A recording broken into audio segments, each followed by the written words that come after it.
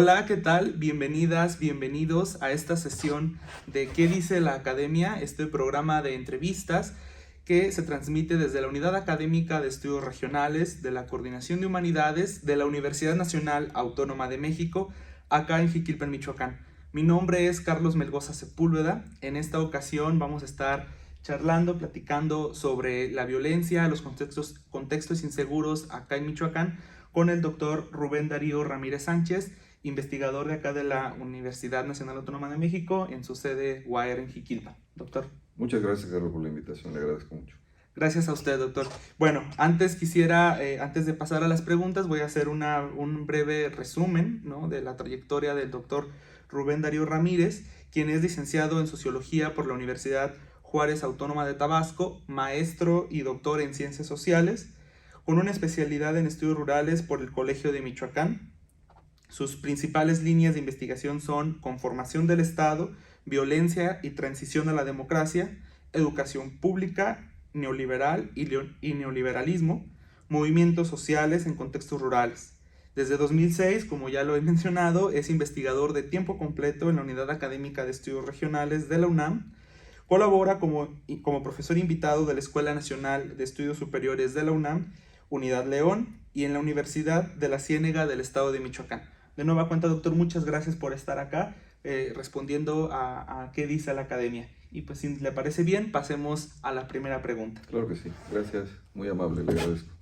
Muy bien, doctor, entonces la primera pregunta que tengo para usted es, hablando de esto de la violencia, de la conformación de la violencia, la configuración de los escenarios inseguros, ¿cómo ha sido esta diversificación de estos escenarios de preocupación para todos y todas nosotros, como es la violencia, el crimen, la delincuencia, aquí en Michoacán? Yo diría que es un tema bastante complejo y que puede tener muchos, diríamos, ángulos de lectura. El proceso de expansión violento en Michoacán, y creo que estamos ante un proceso de violencia crónica que significa, diríamos, periodos largos y sostenidos de violencia que generan transformaciones sociales profundas, ¿sí? Creo que hay dos procesos que explican este proceso de expansión de la violencia. Por un lado, diríamos la pérdida de hegemonía del Estado en algunas regiones, mayoritariamente en todas las regiones de Michoacán, y por el otro, la apertura económica comercial que genera toda la política neoliberal. En un primer momento podríamos decir que el Estado en la década de los 70, 80, llegó a controlar los grupos que en algún momento se dedicaban a la producción de droga vegetal en Michoacán y que de algún modo tenía cierto control, diríamos, en la producción, distribución, venta de droga vegetal y que no representaba ningún problema, diríamos, para el Estado. La apertura económica y la aplicación del modelo neoliberal lo que genera es el desmantelamiento del Estado y una serie de programas que de algún modo estaban generando ciertos beneficios y que contenían, diríamos, la pobreza y al mismo tiempo la violencia. Con el desmantelamiento del estado de bienestar, esto lo que ocasiona es que mucha población se encuentra en una especie de vacío en términos de sobrevivencia y diríamos que sea proclive a participar en las actividades ilícitas.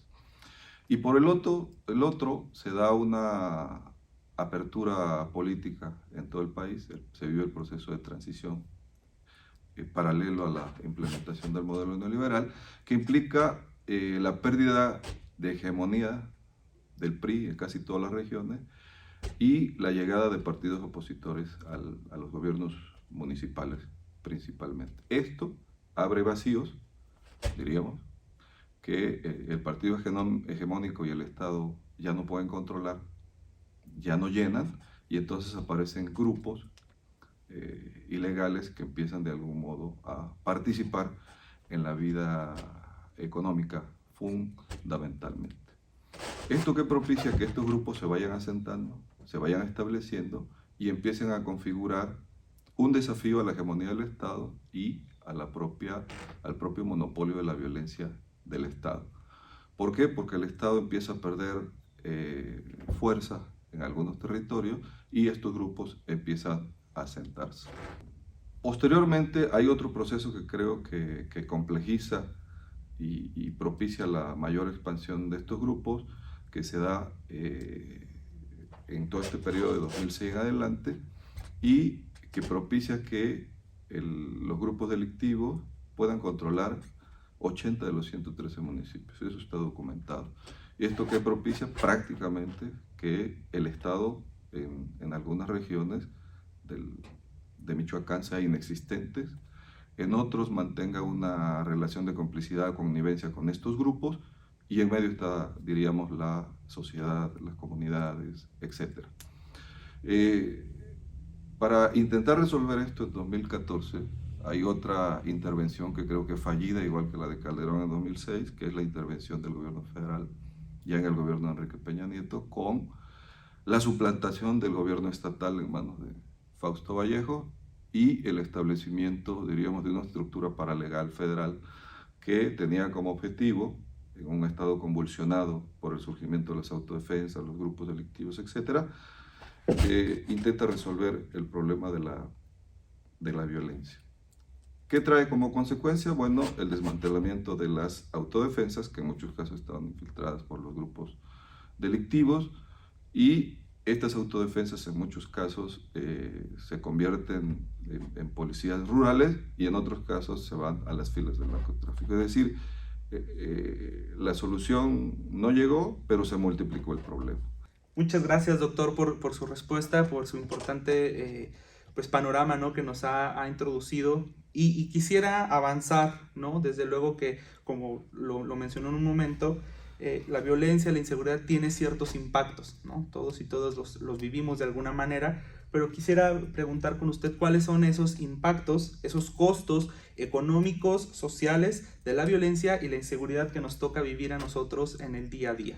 Si nosotros partimos, y me gusta la definición que Rosana Reguillo da sobre los cárteles de la droga, y ella las ubica como necromáquinas del crimen. ¿Por qué las ubica así? Porque dice ella que son un aparato empresarial que no solo produce muerte, sino lo más terrible, dice, son procesos de socialización, formas de entender el mundo. ¿Esto qué implica? Que son una especie de dispositivo de muerte que avanza engullendo territorios, cuerpos y futuros. Si nosotros retomamos esa definición, que me parece fundamental, entonces entenderíamos que por qué la acción de los cárteles de la droga genera tanta modificación en la vida regional, porque al establecerse en ciertas regiones modifica sustancialmente la vida de las poblaciones. Y tiene efectos en todo sentido, es decir, podríamos hablar de efectos sociales, económicos y políticos recientemente. Los sociales, porque genera rupturas al interior de la comunidad, porque se pierden las relaciones de solidaridad que sostienen la comunidad, porque ese proceso de socialización que generan los cárteles, los grupos ilegales, tiene un efecto directo en la población, en la forma de entender el mundo, en la forma de moverse del mundo, en la forma de apropiarse del mundo. Es decir, hay una especie de confiscación de la seguridad social, de moverte en tu pueblo, de moverte a ciertas horas, de convivir con ciertas personas. Es decir, hay una especie de normalización de la violencia que nos lleva a tomar medidas precautorias. En términos económicos, ¿qué podríamos decir? Bueno, que hay un control de ciertas actividades económicas, ¿no? Estamos hablando de economías ilícitas, de economías que están al margen de la ley, pero también de la economía formal. Es decir, hay un control específico de sectores de la economía que de algún modo tienen que doblegarse frente a la fuerza de los grupos ilegales. ¿Y esto qué nos genera? Bueno, que los grupos ilegales, estos grupos ilegales, se interesan mucho por los enclaves económicos o los anclajes económicos. ¿Esto qué implica? Que regiones, pueblos con actividades económicas fuertes van a ser muy atractivas para estos grupos. Y por eso vamos a encontrar que las tres ciudades más violentas de Michoacán son Morelia, Zamora y Uruapan, que son economías muy fuertes, ¿no? Y otra es que así como busca mantener el control y apropiarse de la economía formal de estas regiones productivas, también hay un gran interés por el control de las fronteras y de los puertos, porque de algún modo en esta economía global es fundamental el traslado de mercancías ilícitas, pero sobre todo en Michoacán, del puerto de Lázaro Cárdenas, por donde pueden, diríamos, hacer transacciones con sustancias para la producción de drogas sintéticas. Y lo otro es el problema inflacionario, es decir, en la medida en que hay un control de la economía formal y hay, diríamos, una apropiación de la economía formal, también se genera un proceso inflacionario en la población. Es decir, el aumento de los precios. Lo hemos visto con el limón, lo hemos visto con el aguacate y con otros productos cuando los cárteles se posicionan, controlan y hostigan a los propios productores. En la parte política, durante muchos años, los cárteles no se interesaban por, diríamos, inmiscuirse en los procesos políticos electorales. En los últimos 10 años hemos visto que hay ya un interés tácito por participar en los procesos electorales. ¿De qué manera? Condicionando candidaturas, financiando candidaturas, estableciendo control, interviniendo en los procesos electorales. Esto no se había dado. Creo que el último testimonio que podemos tener y que es fresco de la elección pasada es que ya intervienen en los procesos electorales directamente, sobre todo el día de la jornada electoral, a tal grado que en Michoacán se anularon la elección en 4 municipios por la intervención de los grupos ilegales.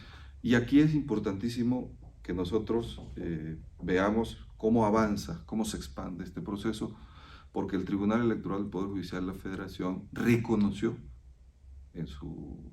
diríamos, en su sentencia que había injerencia del crimen organizado y ese era el motivo por el cual anulaban las elecciones. Es inédito porque a nivel nacional no había sucedido. Es la primera vez que pasa que el Tribunal Electoral del Poder Judicial de la Federación reconozca esto y anule las elecciones. Entonces, diríamos que la expansión de estos grupos ilegales y la violencia que generan es transversal en la vida social, en la vida económica y en la vida política. Muchas gracias, doctor Rubén, por su respuesta. Es impactante todo esto que nos ha comentado, ¿no?, sobre los impactos, los costos de la inseguridad aquí en el estado de Michoacán. Ahora quisiera seguir con la siguiente pregunta, que nos pudiera compartir, por ejemplo, cómo está el panorama de la violencia, de la inseguridad en, digamos, ciertas cifras, en ciertas estadísticas. ¿Qué están diciendo, por ejemplo, las instituciones como el Secretario Ejecutivo del Sistema Nacional de Seguridad Pública, las encuestas nacionales de seguridad pública urbana y demás? La expansión de la violencia, a medida que diríamos, va avanzando y la disputa por el territorio se va intensificando, va generando mayores índices de violencia. Los principales que se están midiendo son los homicidios dolosos, por lo cual Michoacán se ubica, como mencioné anteriormente, entre los 3 primeros lugares. En ocasiones está en primero, segundo, tercero, de acuerdo a los reportes que da el Secretario Ejecutivo del Sistema Nacional de Seguridad Pública cada mes. A veces va a aparecer en primero, segundo o tercero, detrás de Jalisco y Guanajuato. Pero me quiero referir, por ejemplo, al último gobierno, que fue el de Silvano Aureoles, al que se le acusó prácticamente de mantenerse inadvertido frente a la actividad de los grupos ilegales. Y esto nos da índices, diríamos, preocupantes de la expansión de los homicidios dolosos. En 2015 se dieron 952 homicidios dolosos, ¿no? Cuando llega al gobierno. Pero para 2016 ya teníamos 1.400 homicidios dolosos. Se mantuvo en 2017 con 1.481. En 2018 igual se mantuvo con 1.623. En 2009 hay un pico, o sea, hay un crecimiento fuerte y hay 2.080 homicidios dolosos. En el 20 hay 2.433, hay un crecimiento permanente. En 2021, cuando Silvano Aureoles se va, se dan en ese año 2.733 homicidios dolosos. Y es cuando se socializa popularmente que los grupos ilegales están libres, a sus anchas, y ni el gobierno federal ni el gobierno estatal parecieran interesarse en el problema. Pero no es solo el homicidio doloso, ahí diríamos que la violencia tiene efectos transversales en otros sectores, ¿sí? Por ejemplo, se habla, y así se ha sostenido en los índices oficiales, que en los últimos 10 años han habido más de 100.000 personas desplazadas por motivos de la violencia y se han dado 873 homicidios de mujeres que han dejado en la orfandad a 150.000.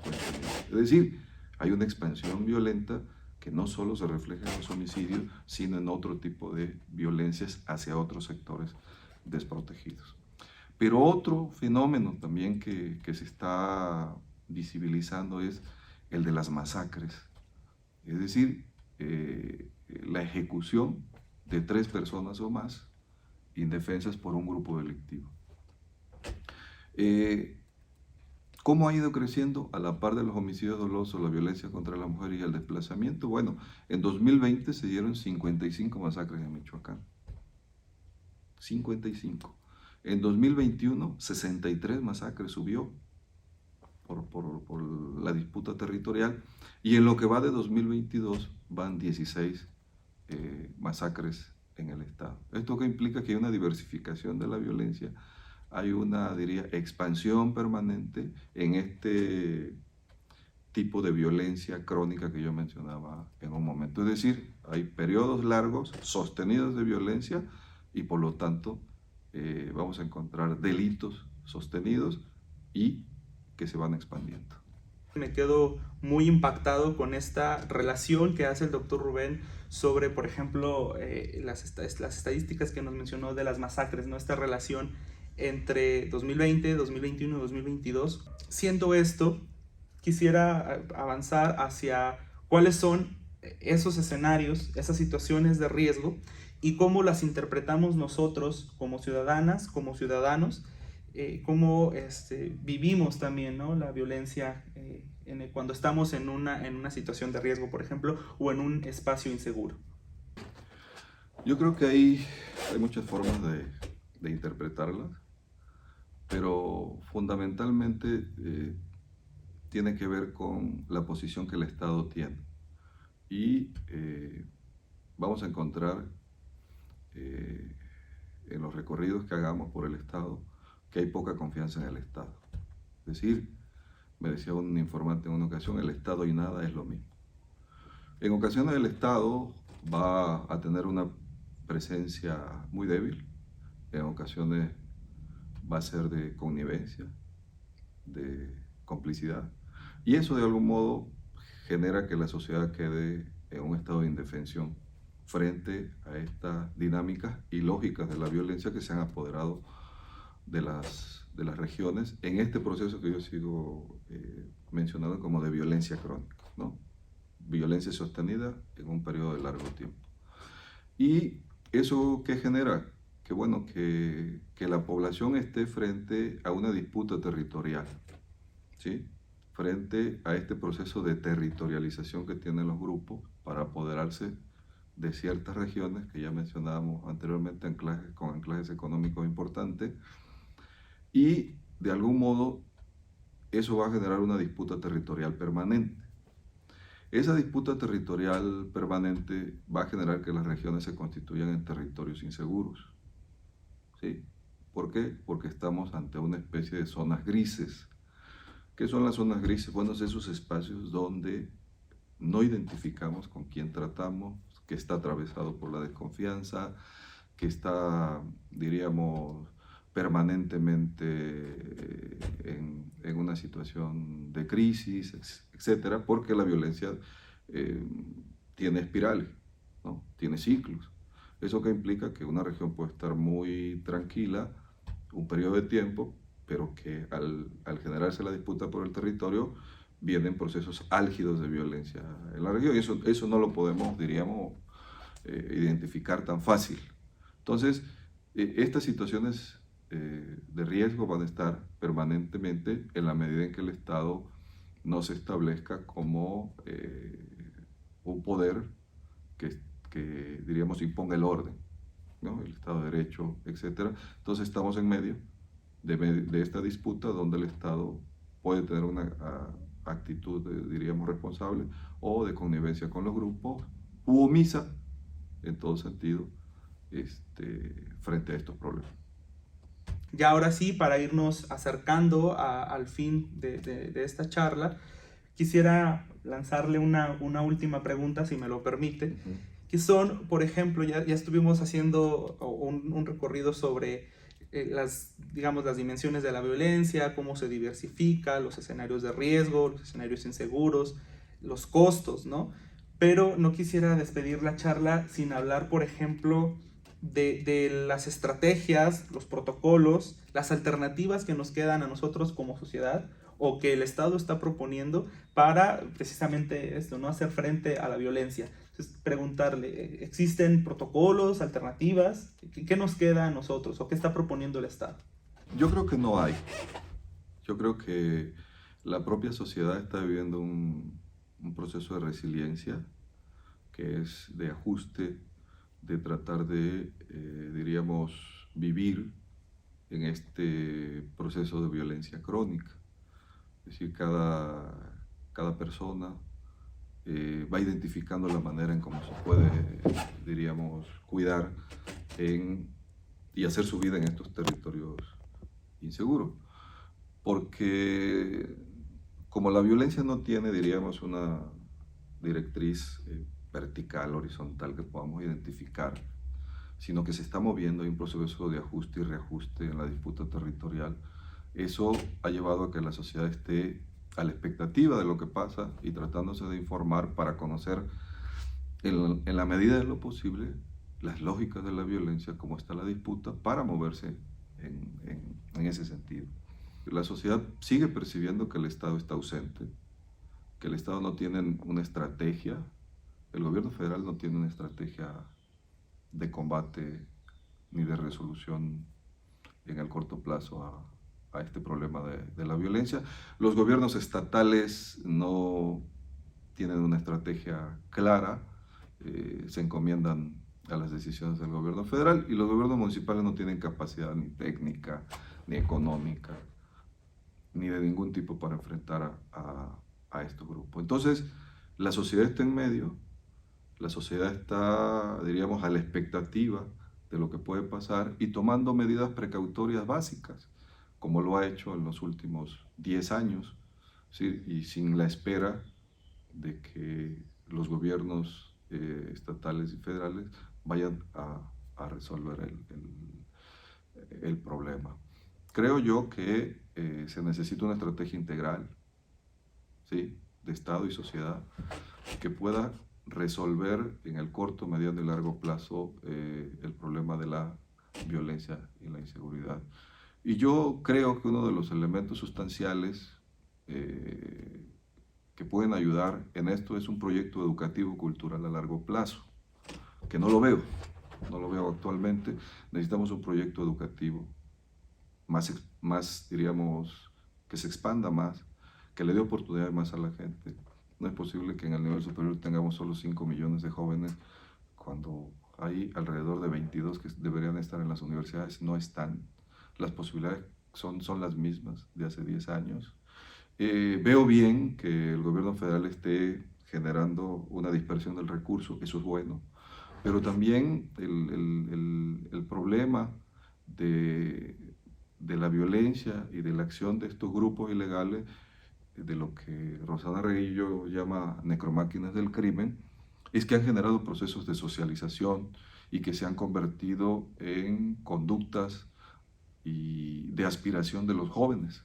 Necesitamos contrarrestar, necesitamos generar una mentalidad distinta, con valores, con prácticas distintas que nos permitan tener a jóvenes con otra mentalidad, con otra visión, con otra forma de entender el mundo. Y hay que decirlo también, como lo mencioné en un primer momento, si toda esta expansión de la violencia se dio y encontró caldo de cultivo en la juventud y en ciertos sectores sociales, porque hay que decirlo, todos estos índices de homicidios que yo mencionaba en Michoacán, la mayoría de ellos son jóvenes pobres, entre 16 y 40 años. Es decir, son gente que no tuvo oportunidades. Tenemos que crear oportunidades, darles posibilidades para que ellos puedan tener una aspiración distinta. No se la estamos dando. Sumamente importante todo lo que nos estuvo compartiendo en esta sesión. Le agradezco enormemente su tiempo, su disposición y sobre todo su importante conocimiento para estar acá respondiendo en este espacio, ¿no?, de qué dice la academia. Muchas gracias, doctor, por estar acá. No, Carlos, muchísimas gracias y estamos a la orden para cuando requiera. Muchas gracias. No, gracias. Y a ustedes que nos estuvieron siguiendo a través de la transmisión, pues agradecerles el tiempo, el interés en estar acá en este video. Estuvimos hoy charlando con el doctor Rubén Darío Ramírez Sánchez, investigador de la UAER UNAM, sobre contextos de inseguridad y violencia en Michoacán. Mi nombre es Carlos Melgoza Sepúlveda. De nueva cuenta agradezco su interés y presencia en este video.